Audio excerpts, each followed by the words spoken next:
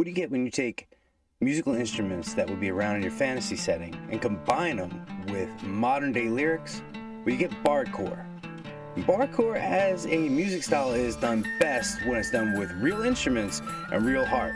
And I sat down to have a conversation with a man who does both of that. It's Mr Bullochs, better known as This Is Bardcore, on this episode of Polyhedral Paradice Live. You don't want to miss this.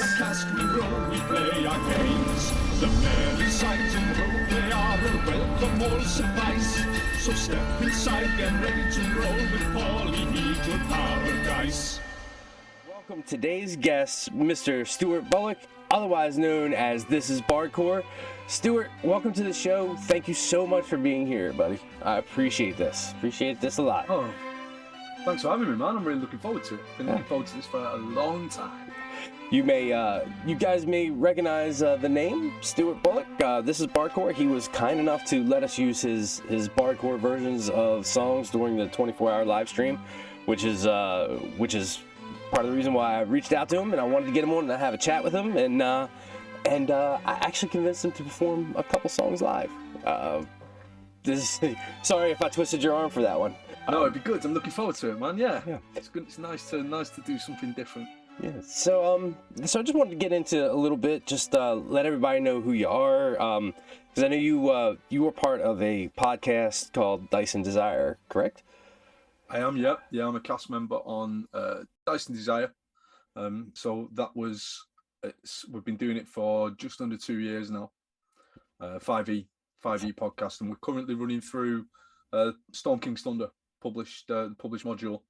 Having a good time. We're not doing anything quickly. No. Dragging our heels throughout Faerun, being very, very silly. Yeah. What's the cast look like? What's the makeup? What type of crew are you running? So we're all friends, but we're all kind of spread around the UK. So I play a bard, which is where my entire brand and everything came from. So the podcast was the first thing. We have a dragonborn barbarian who doesn't understand how to play a barbarian.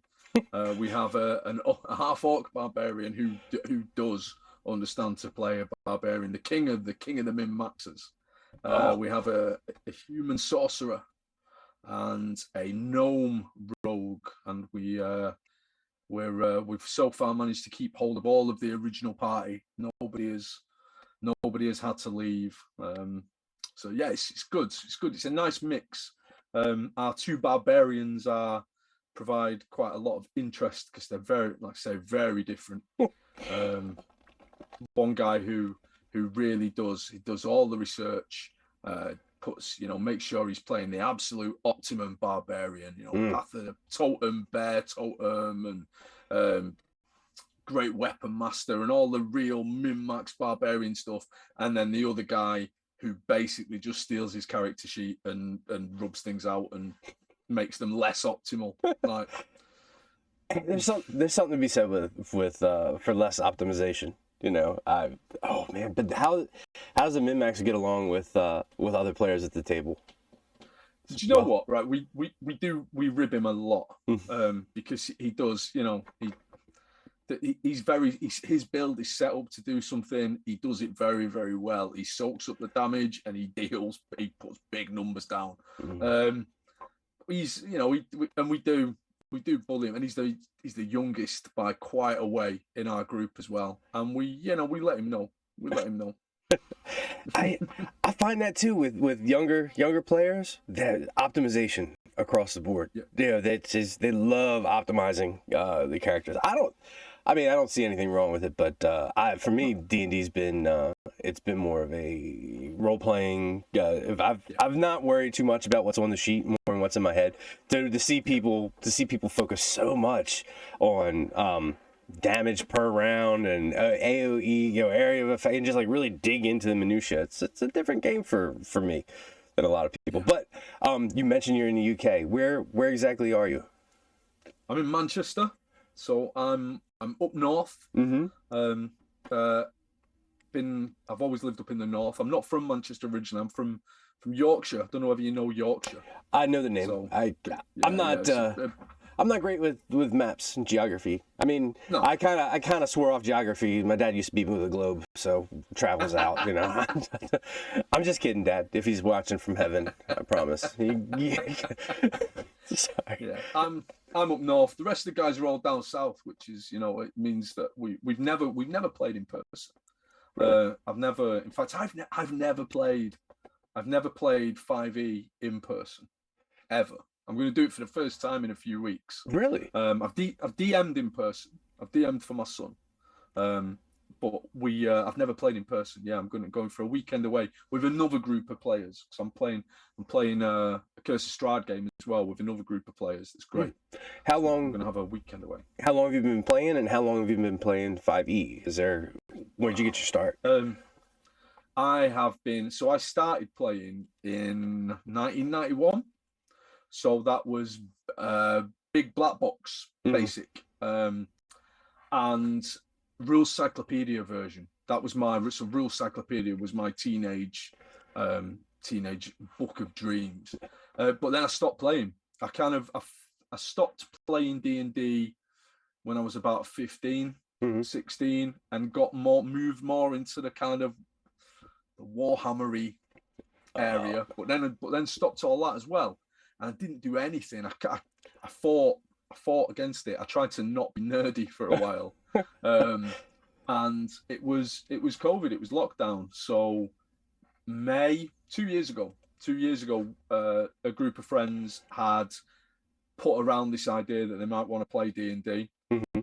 And we decided we'd play online.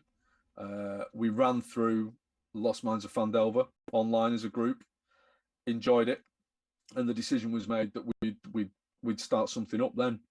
But yeah, I've been back playing for pretty much 2 years, more or less to the day. And I've been exploring other things, you know, 5e. So I went straight from basic second edition. Didn't even play AD&D back then. It was basic. Beck me, yeah. Yeah, all the way up to straight to 5e. I'm doing some other things. I'm playing some Pathfinder as well, which I'm really enjoying. And I'm playing some Mörkborg at the moment, which is great. Have you ever played it? No, I actually haven't even heard about that. Those sound like some syllables I've never heard together. What is it? Is that where's that from?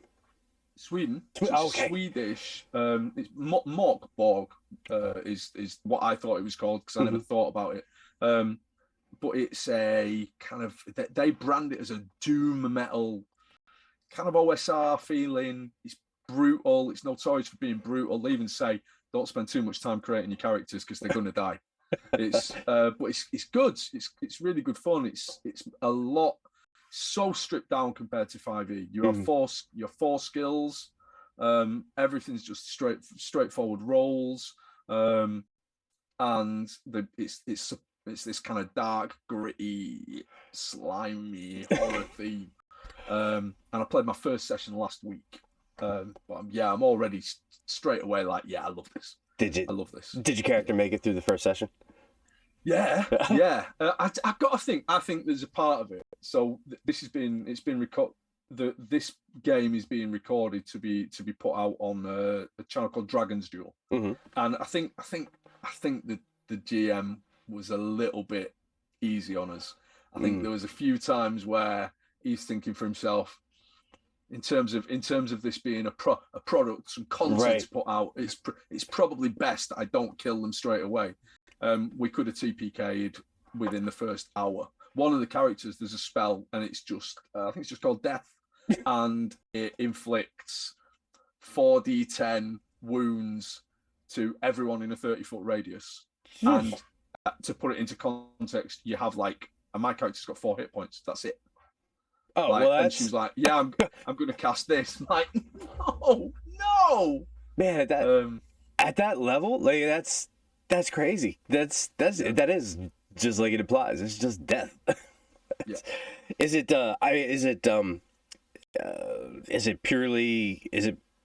geared towards fighting, or is there a lot of role playing it as well? Yeah, I mean, the way that we played it, I mean, I was playing with people I've never played before. I know the GM. But I didn't know the other guys, and incredible role players. So and I'm an RP guy, so we spent an awful lot of time role playing. But yeah, you've got combat, but again, the combat's brutal. You know, you are talking about very few hit points. You are talking, there's weapons that are doing a D8 damage, and you've got 4 hit points. My character was unarmored. If all it's going to take is one decent hit, and I'm dead. Oh, I like that though. I like that because 5e got bless 5e. I'm glad it exists. I'm glad it got a lot of new people into the game because I've been playing since '83. And I've hit every edition except for 4th. But 5e has lost a lot of its teeth as far as fatality. And I was thinking because I'm running one 5e group right now, and it started at the very beginning of the pandemic, and we've done it all virtual. And that was kind of actually when I got back into D&D too, was because of the pandemic. Story is actually kind of similar to yours. Like I stopped for a while, and then it was a bunch of people. I was like, hey, let's play. I was like, well, I've never done it virtually. Let's do that. But I'm looking now, and if any of them die and their body is not completely destroyed, they're essentially immortal given enough time. Because I was looking at the amount of materials they have for resurrection, and one of the characters is a cleric, and given enough time, they're basically immortal, because you can keep bringing it back. And there's not that there's anything wrong with that, but also I had to change the way I DM because I was still DMing as if everything was still extremely brutal. But then seeing the way that they would run through a lot of things, I was like, I really need to ratchet up. You can throw more at them now that they're higher level. But so just to see a system that prides itself on brutality, that actually sounds like a lot of fun. I wrote it down. I don't know if I spelled it right, but I definitely want to check it out. The only other one I've heard of Symbaroum from I believe that's Swedish as well. Right. So this is the second Swedish RPG I've heard of. So I'll have to take a look at that. The Dice and Desire podcast, where can you listen to that at? How long how long do the episodes run? That sort of thing. We keep episodes short, so our episodes are typically somewhere between 25 and 45 minutes. We don't think episodically when we're playing. We just get together and we just play D&D, and then our editor, who's one of the cast members, tries to make something out of it. We did that on purpose. We like a podcast that you can listen to on the drive to work. So typically, I think a lot of people's commute is around about the half-hour marks. Mine certainly is.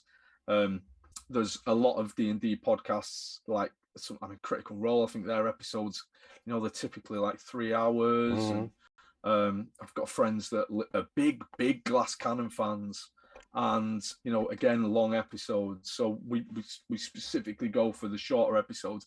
And also, anyone who listens to Dice and Desire, you probably couldn't take much more than about half an hour, because we're not very serious.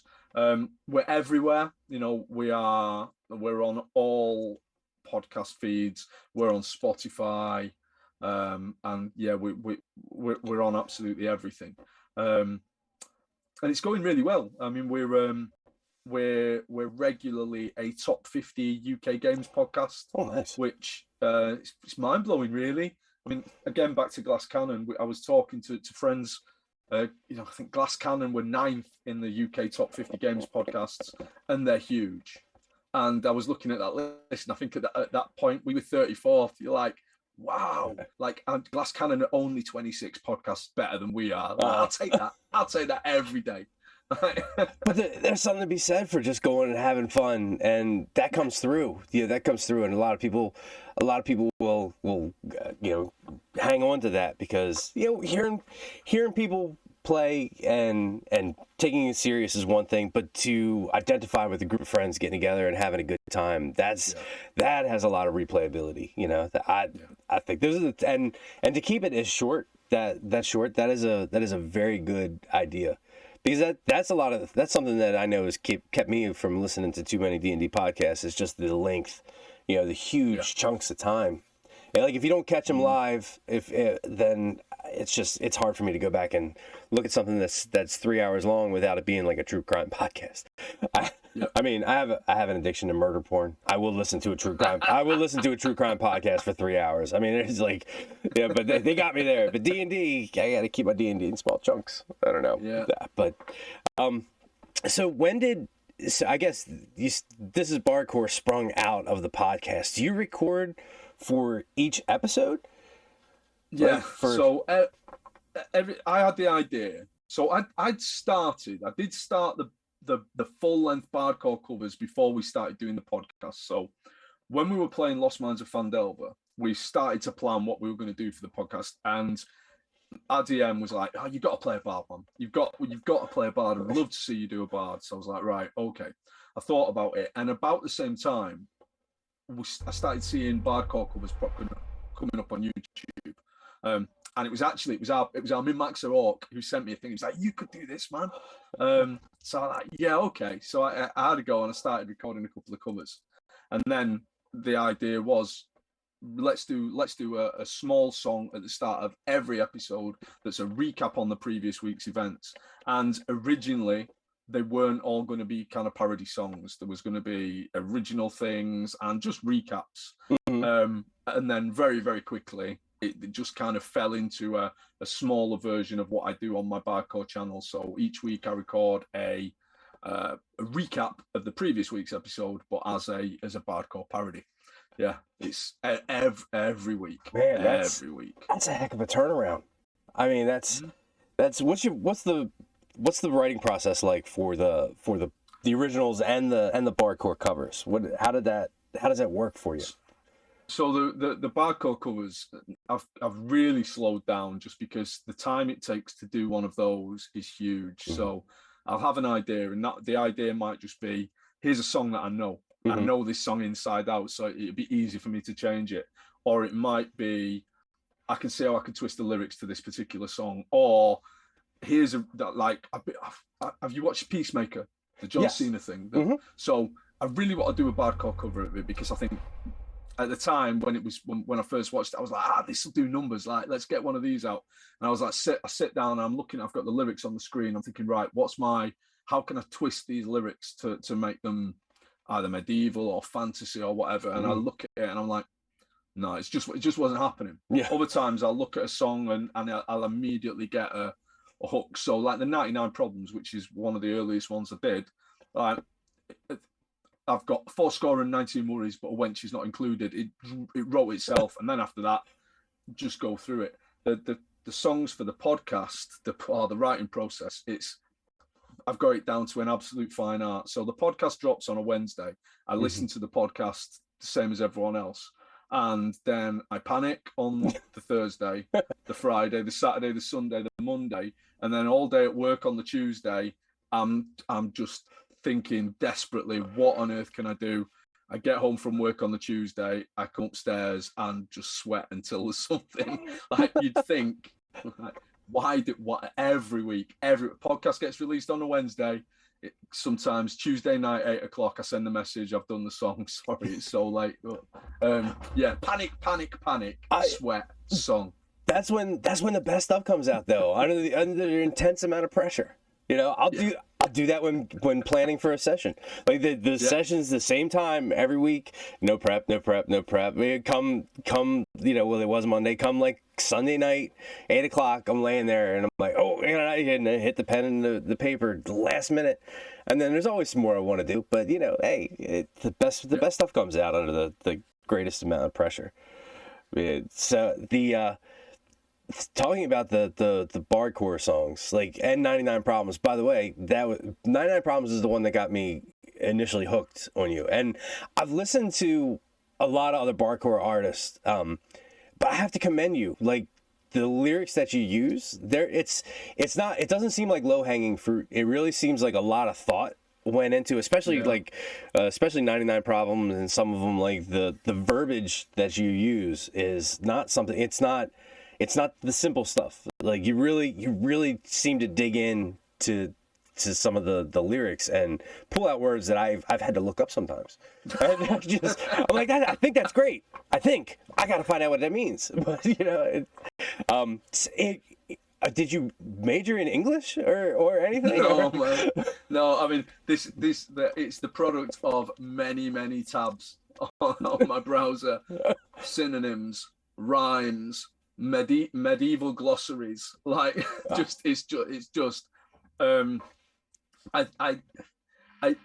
never been a lyrics writing person. Even when I was young and I was singing in bands and I was writing songs, always struggled to write lyrics. So it's so bizarre that I've found myself doing this now as my musical output, writing and rewriting these lyrics. But I do enjoy the process. It's sometimes I'll put something out and I think, I've got through it.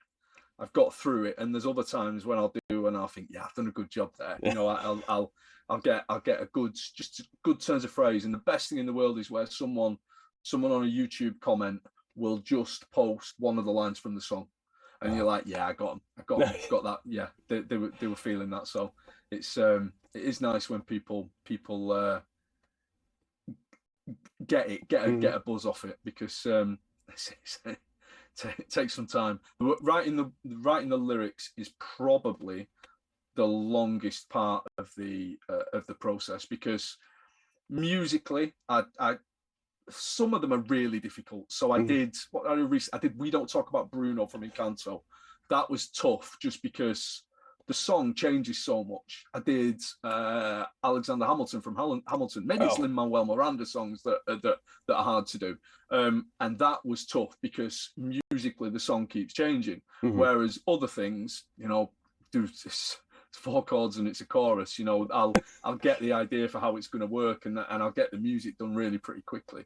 But the words, Smells Like Teen Spirit isn't exactly high on the changes in melodies and stuff. But that was a tricky one to write the words for. It was a tricky one to write because the words are so odd. There's so many random words. Like I keep wanting to do a Wu-Tang Clan song, for example, but it's just impossible because the lyrics are wild. They don't make any sense. They're just this stream of consciousness craziness, and they sound great. I love the Wu-Tang Clan, but in terms of rewriting the lyrics and trying to either turn them into a narrative or make them make sense, I'm keeping that one at arm's length. Yeah. But like you said, that's what takes the time, the lyrics. Yeah, it just goes to prove it. What were some of your favorites that you've done? Some of the favorite bardcore songs you've adapted. Asking me to choose which of my children is my favorite. I mean, you're one child, so that's easy. Oh, I've got 3. I can still pick a favorite though. Yeah, it's no problem. Don't tell them. But they don't watch my stuff anyway, so it's fine. They'll never find out. Yeah.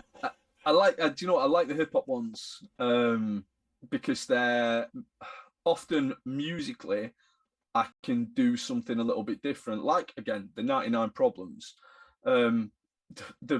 That's such a stripped back track. The Jay-Z version is such a stripped back track. There's not a lot going on in terms of musical textures and layers and things, so I can be completely imaginative.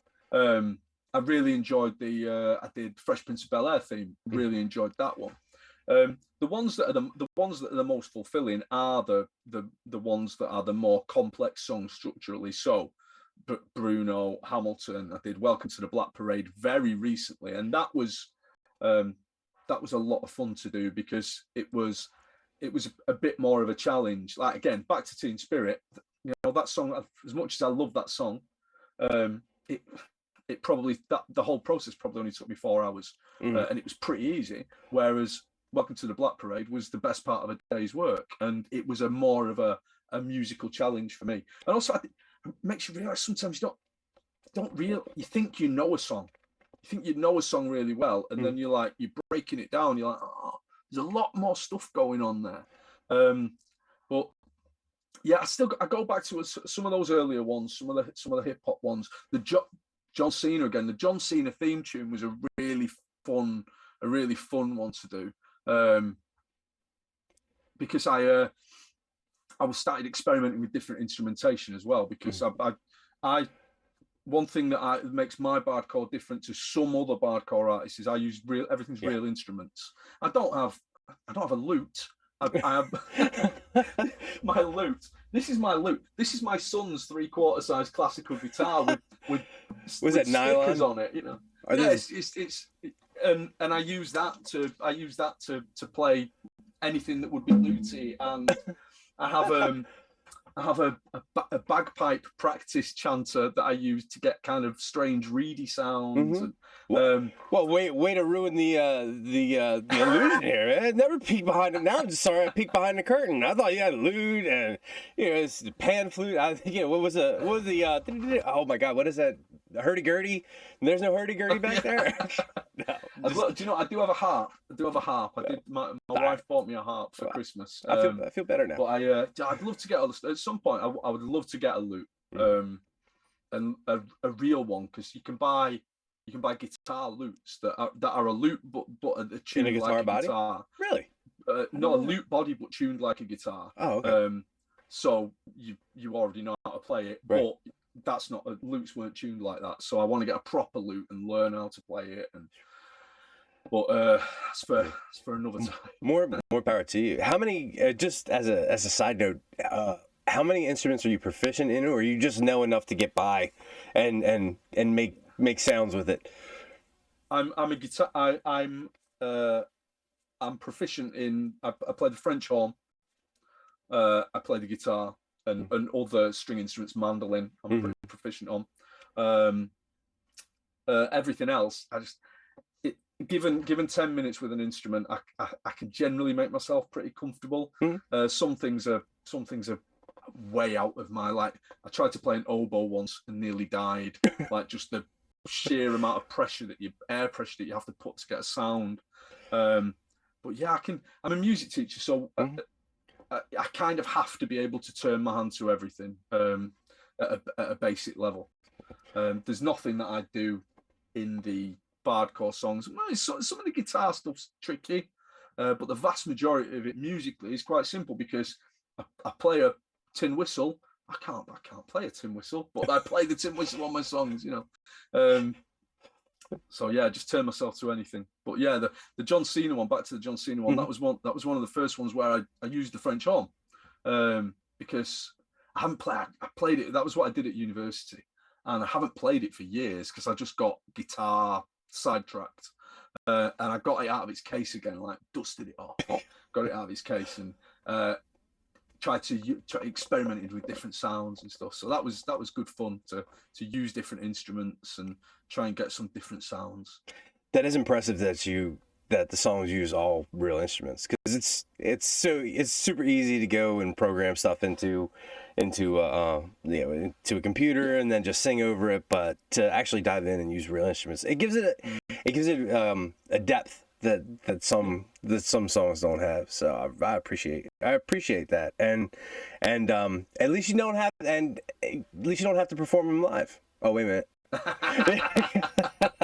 I think as crazy as it sounds as well, I think that the kind of the lack of perfection that comes, that, you know, there are certain things that are like my whistle, my flute sound might not be, the intonation might be a little bit wobbly. It might be a tiny, but it fits. It works. It always fits, and it feels more real. Yeah. You know, like you say, I think bardcore generally it's died down a bit, but 18 months ago there was a lot, and there was some people that were doing really good MIDI bardcore, really good stuff, and there were other people that were getting a MIDI file and just putting it on a loop patch, and you're like, and sticking it out there, and you go, oh, fair play to you, but it's not.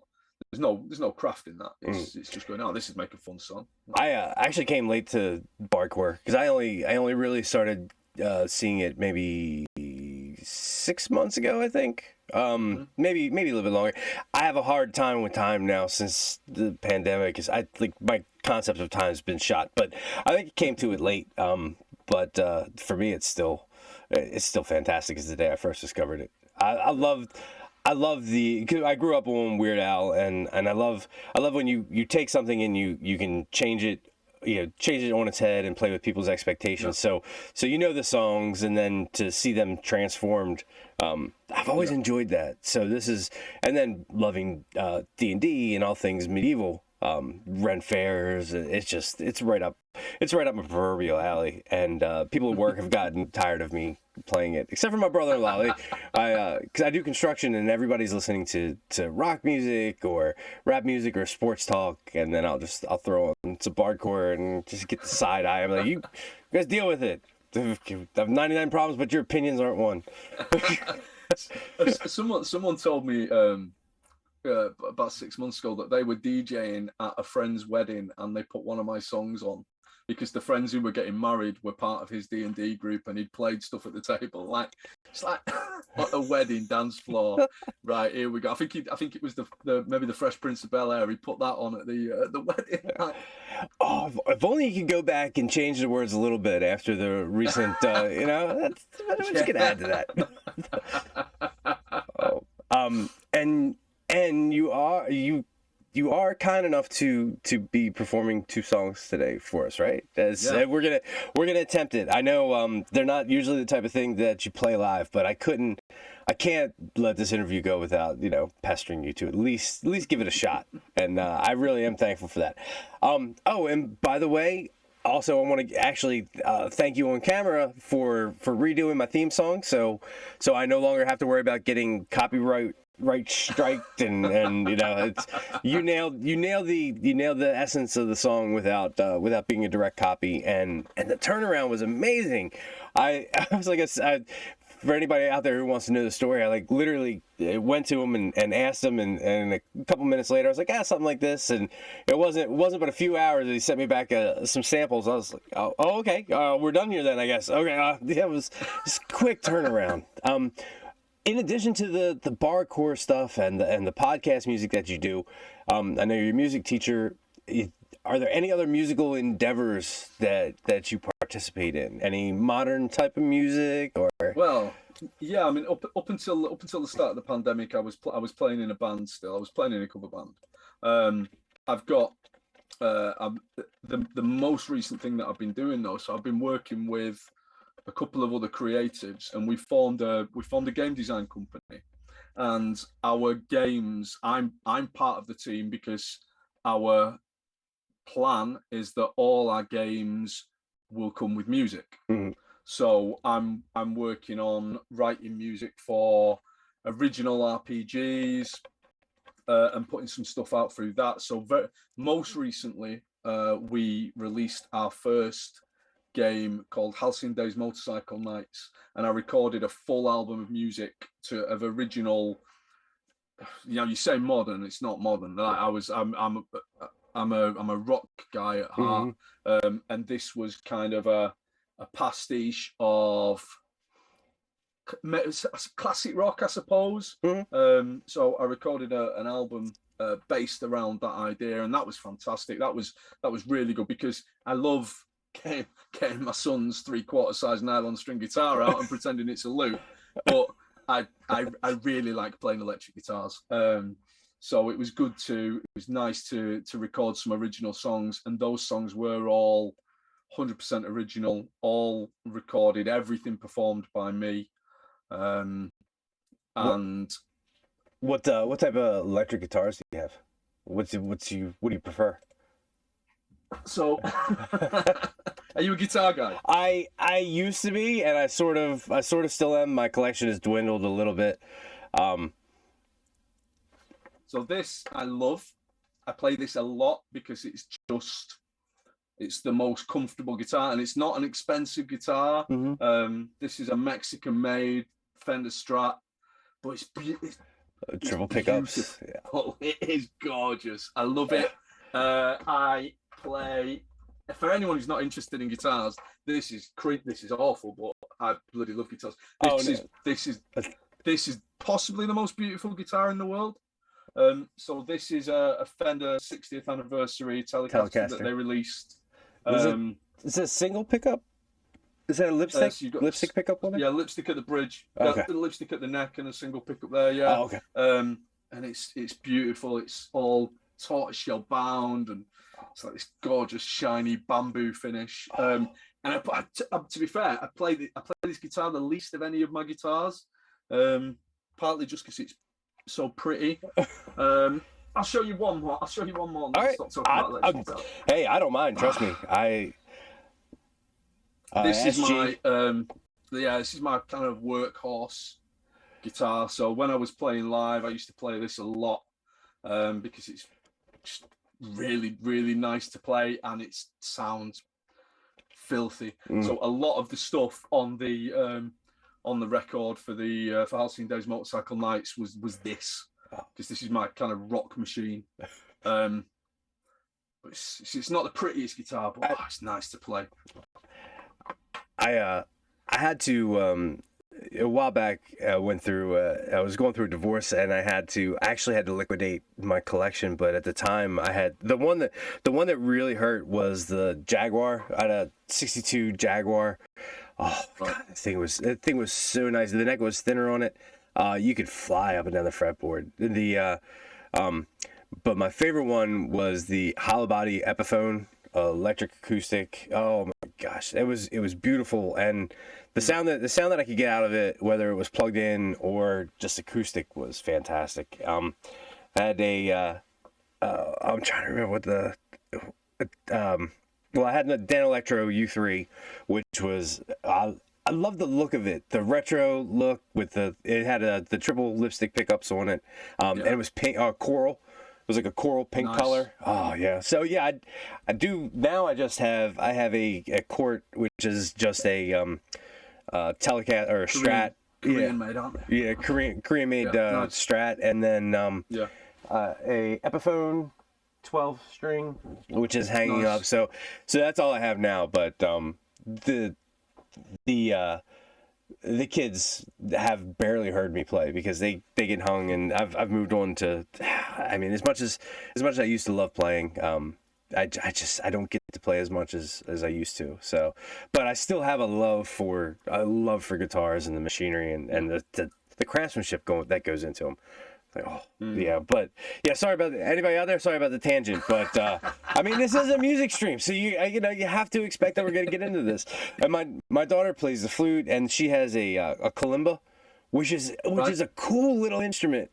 I love playing, noodling around with the kalimba, and I'd like to get my son into violin.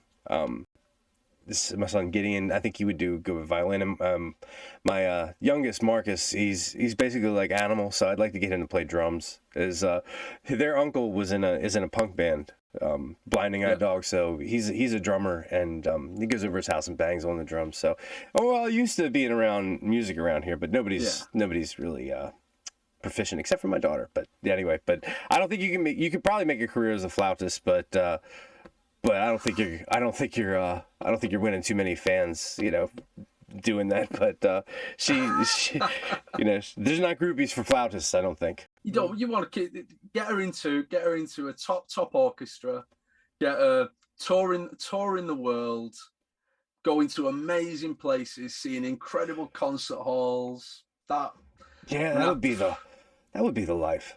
That would be really nice. And you're not going to get mobbed. You can do that sort of incognito. You're not going to get mobbed on the street, and you can still be at the top of your game. But it's crazy, isn't it? Like, I mean, there must be someone in the world who is maybe considered the best flute player in the world. Maybe there's a kind of an elite, could be 20, 30 flute players that are just absolute virtuosos. I can't name any of them, but I bet they're making a bloody good living, and I bet they're having a really good time, like seeing the world and playing music. And I couldn't imagine being in a well, I guess being part of an ensemble is a little bit better if you have stage fright, because you're surrounded by a bunch of people, and they're not singling you out unless you're making a mistake or you have a solo. So I played trombone when I was in high school, and that was nice because all I had to do was do this and pretend to be playing, and I was great. Oh, I annoyed the heck out of my parents when I first brought the trombone home. No clue how to play it. It was Yeah. It's a pretty good trombone impression. Thank you very much. You don't even need the instrument. No, it's right there. I mean, but that's all it was. That's all it was. But I wanted to play the violin, but that wasn't happening. So, but that's if I could pick up anything now, it would be the violin. Yeah, sorry for the musical tangent, but just sorry about that. So I know I don't have you for too much longer. Would you like to get into the performances? If you're ready? Yeah, and then we can. Why not? Yeah. We can see how that goes. Like I said, 99 Problems is one of my absolute favorites, and I think it's so well crafted and well done. And I'm like, no pressure here, but I can't wait to see how it comes across live. Don't worry, we're editing. Neither can I. I have this sense of pride in like sort of being the place where you chose to attempt to perform this live somewhere. It's a geeky pride, I've always had this idea that, what would be super cool would be to put together a band and to do these things with live musicians and like go to. We don't have Ren fairs in England. No. No, I don't think they exist in England. But I was like, it seems like the kind of thing that could happen at a Ren fair. Because I don't think anyone's done it. There's a lot of bardcore that's not even vocal. So to do the vocal bardcore, and there's some great musicians doing kind of bardcore music with real instruments out there. I think it'd be amazing to do to put a band together. But where am I going to find another 5 or 6 musicians that are willing to do this really niche thing? I mean, over here, the Ren fairs are huge in the States. Yeah. It's just at the hop over to the other side of the pond. I mean, I know a few. I know a few people who like to pretend to be Scottish bands, and there's not a huge leap from to that to bardcore. So you could get some people transition. But it is on this side of the pond. I find that amazing that they don't have Ren fairs in England or Britain.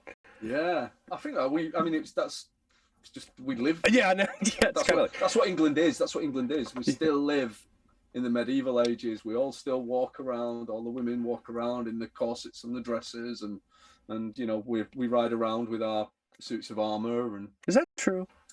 I feel like you're telling. I feel like that may be stretching it a little bit. I mean, I kind of want to believe that. I really do, and it makes me want to move there because I'd show up off the plane in my armor and just get looked at funny. What the hell? I was told this is common around here. Sorry.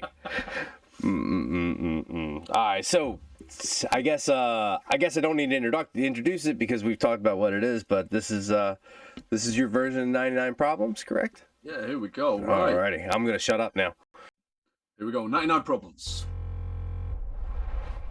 If thy mistress is unlooses, then my pity is exuded. I forscore and anti-worries, but a wench is not included. The town guard have clubs to wield, foes that would inter me in a potter's field. Mine critics say he's gold coin putteral. I'm begotten of the village, so I know this well. If your patterns were unshackled in your callow youth, you would similarly celebrate. I speak the truth. Those who pillory are simply hedge-born churls. You may aggressive discontent with how my ballad unfurls. If a tavern keeper won't allow me to perform, then 'tis their loss, I give not a toss. Town cries pontificate on my success, so the peons pay attention to their public address. I know not if your grasp of me is correct, or thine cognizance of Dweezil's intellect. I'm from rags to riches, verily I am not stupid. I forscore and 90 worries, but a wench is not included.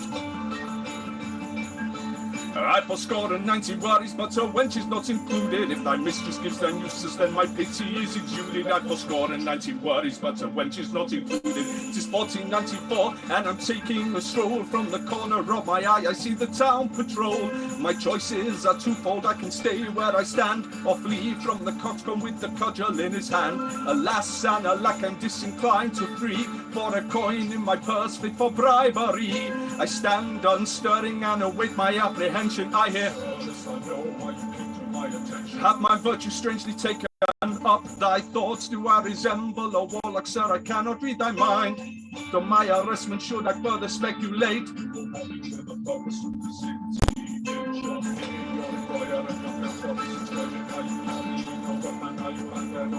I'll avail you of naught, I am weary of your prattle.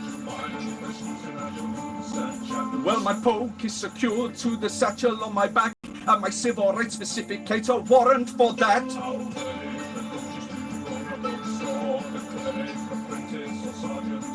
I'm no man of the court, but I know that I'm permitted to wander in the night through the streets of our city. I fourscore and 19 worries, but a wench is not included. I fourscore and 19 worries, but a wench is not included.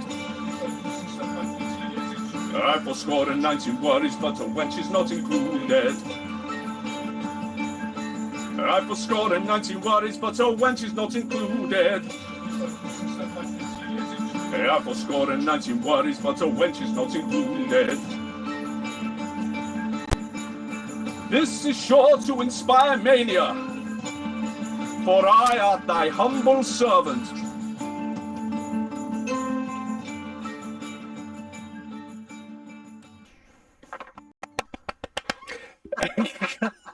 Hey, that was not bad. I noticed that, man. Keeping up with that though. Good job. Good job. It sounded like you were starting to get a little winded there. Well, I mean, it's not a negative. Just an observation. That was good. I could have done that. A lot of words. Yeah, that's a lot of words, and they're close together. Man, that was a good job. See, that wasn't too bad. You could pull that off live. That was good. Yeah, no, it was good.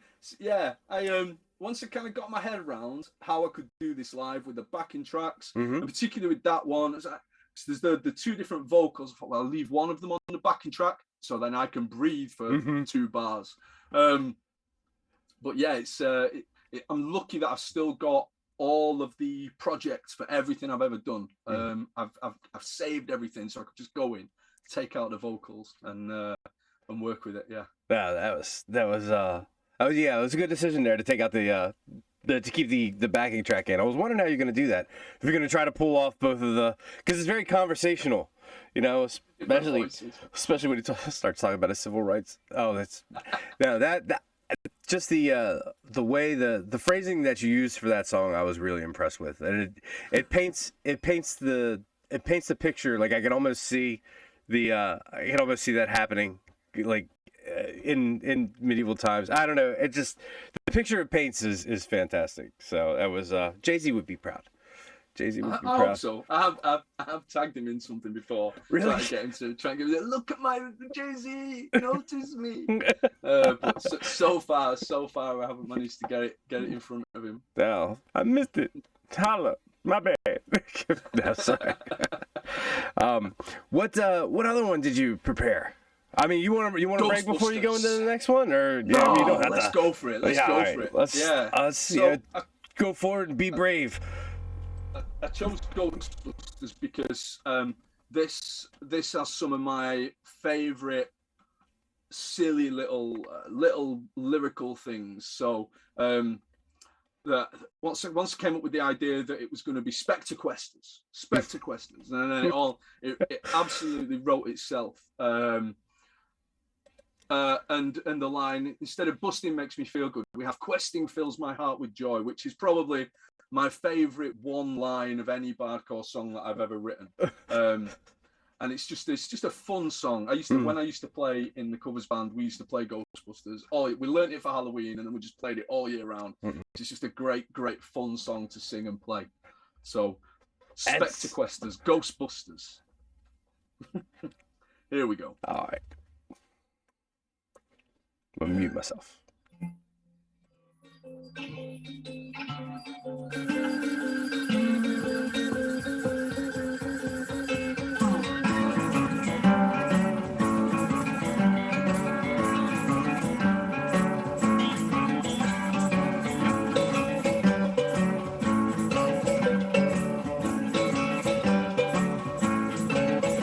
An anomaly found in thine locale, who shall to bed perplexing case, irrational, who shall to bed?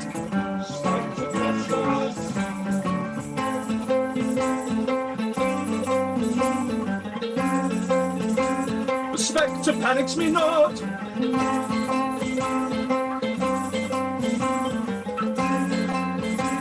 The spectre panics me not.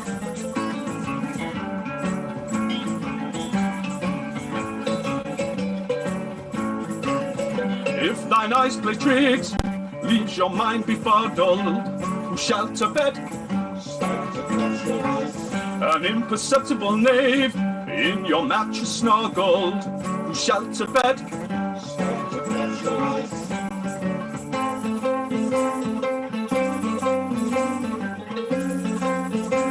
The spectre panics me not.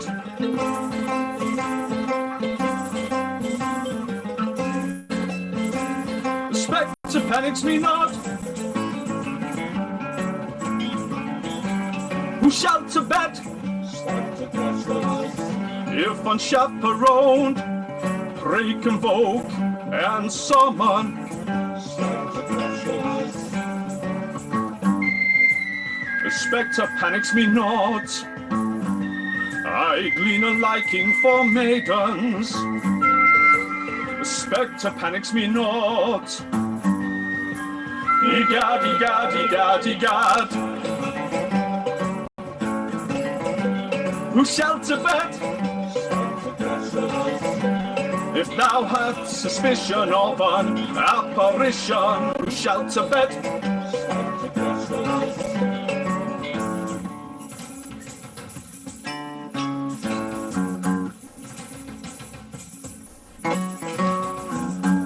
Pray allow me to enlighten. Questing fills my heart with joy.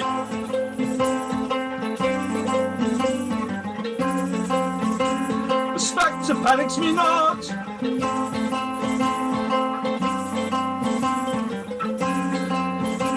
The spectre panics me not. Eschew solitude forsooth. When thine threshold is crossed, unless thou will the cost, who shall to bed? Who shall to bed? Who shall to bed? Who shall to bed? Who shall to bed? Spectre questers.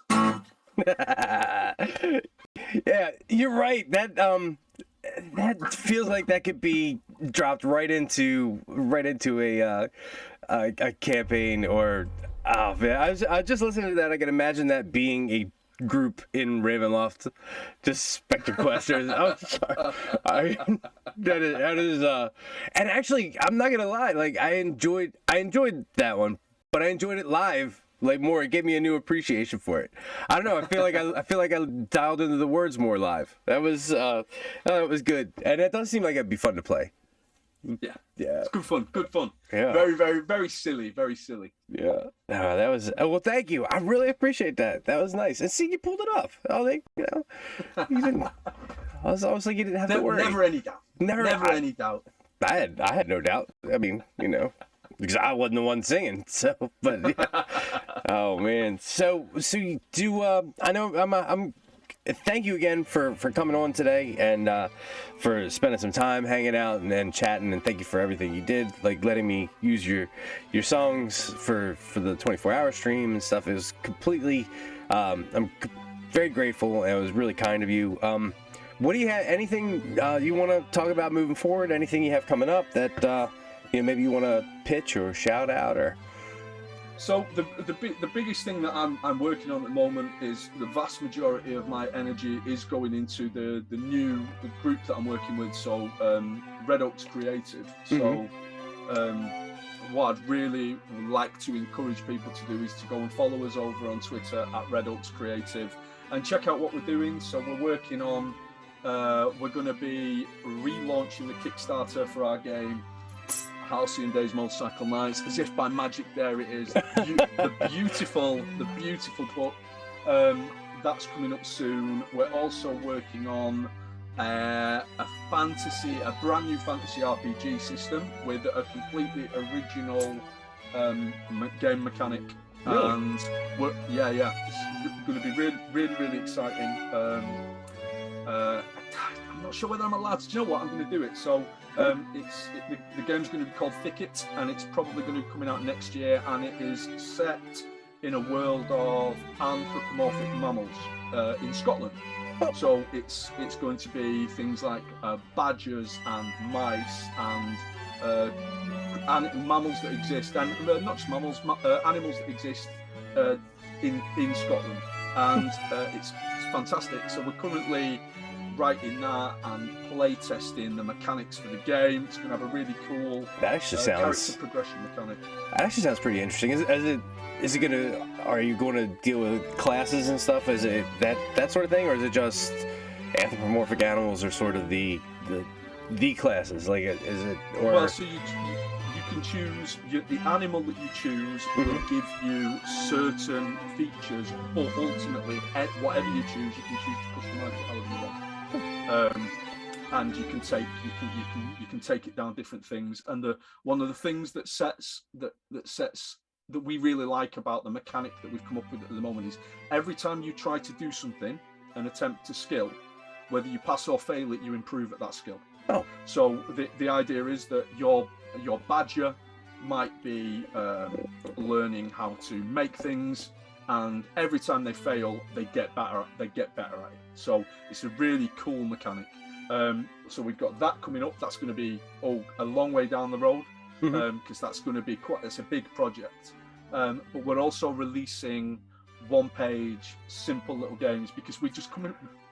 The three of us that are working together, myself, a guy called Mike Hibbert, and an artist called Ross, and the three of us are just, since we started working together maybe 6 months ago, it's just this constant stream of creativity. So it's fantastic. So we're releasing one-page games for free on Itch, and they're a lot of fun. So Itch, is that? If you, I don't think I've ever heard of Itch. Is that? Itch. It exists as a crowdfunding platform, but also as a place to publish games. So a lot of did you see there was a huge, great big games bundle that was for trans rights that smashed hundreds of thousands of dollars about 2 or 3 months ago after Texas went crazy. And then there's a bundle recently that's about reproductive rights, and that's currently doing big numbers. And I gotta check it out. I haven't seen it. No, I'll have to take a look into it. Amazing causes, and I mean those two bundles in particular. I think they're like a suggested donation of $5, and you get a lot of games, a lot of indie games. But yeah, Itch is a really interesting place. A lot of people releasing some cool stuff on there, and a lot of people giving away stuff on there for free. So we've got 4 games on there at the moment, which are silly dice games. Really silly dice games. There's a game where you've got to inflate a motorbike's tires. There is a storytelling motorbike race game. There is a game where monkeys are building motorbikes, and there's a game about Facebook replies, and they're all just silly fun games that anyone can pick up and play. I like silly anachronistic games. I enjoy them. I mean, it's kind of what you get when you're raised on Monkey Island. You know, you love the silly anachronistic games. Yeah. Oh man, so that's all right. I'm definitely gonna have to take a look at it when we're done at some point today. And I have some other stuff. If you could send me all your links, I'll get them all posted onto this video. Anything you want to have me put out there, I'll definitely hawk for you, because it's been a pleasure. Awesome. It's been a pleasure meeting you and talking to you in person. And I really super appreciate this. It's been fantastic. I'm gonna get ready to let you go. We're gonna end the stream here. But Stuart, you're welcome back anytime. If you want to come, just chit chat. If you wanna drop in for some one shots, we're gonna be doing a series now. That I'm sort of back to regular schedule. We're gonna set aside one night a month where we do one shots. If you want to come play, just let me know. I'll have you on with some other people, and yeah, it's been a real pleasure, sir. I appreciate it. A lovely way to spend an afternoon. Yes, and it would be remiss of me to not mention to anyone who's watching this either on the stream or on the video, two magnificent beards. Oh yeah, in the same place. Right. Yes. Sometimes you forget, you know, because it's just it's just natural. But this is really it is really a magnificent. It is stunning. The wisdom of those white hairs, sir. I'm a couple of years. I've got more coming through now, but I'm very much embracing the badgering of my beard, as I like to call it. This is new for me. This is the first time I've done this. Usually I've kept it tight, and then once it started growing out, I was like, "Oh, look at how glorious!" I like all the gray. I love the grays. I really do. And there's nary one on the top, so it's. Let's not start. No. Making me feel no. I said to my wife the other day, I said, I said I like that look, the big beard and then nothing up top. I asked her if I should do that. She said, you know, once you do that, it's never going to grow back the same. And I said, no, I don't want to test fate. I mean, you can still hold on to a full head of hair. You owe it to me and the rest of the bald brigade. I promise you, I would cling to this glorious head of hair. I used to have these curly Anakin like locks. Oh, I loved it. I loved it. It was so nice. And now if I just grow the hair out and grow the beard out, it just looks like I don't try. You know, so I have to at least keep the top short. We've done electric guitars and we've done men's grooming tips. Mm-hmm. Yep. I think we've offered a service today. This is good. And it's free, brought to everybody for everybody free, for the time being. But all right, Stuart, thank you again so much. I'm gonna let you go and get out of here so you can go play some Pokemon and enjoy the rest of the afternoon. But like I said, you're welcome back anytime. So for me here at Polyhedral Paradice, I'd like to thank everybody for watching. I think for Stuart Bulloch from This Is Bardcore and Dyson Desire, I guess you could say hi to all the people on the podcast and stuff too, and thank them for me for letting me borrow you for the afternoon. I appreciate it. So, all right, guys. As I always like to say, in the game of life, may you always roll with advantage, and I'll see you guys in the next video. Take it easy. We are.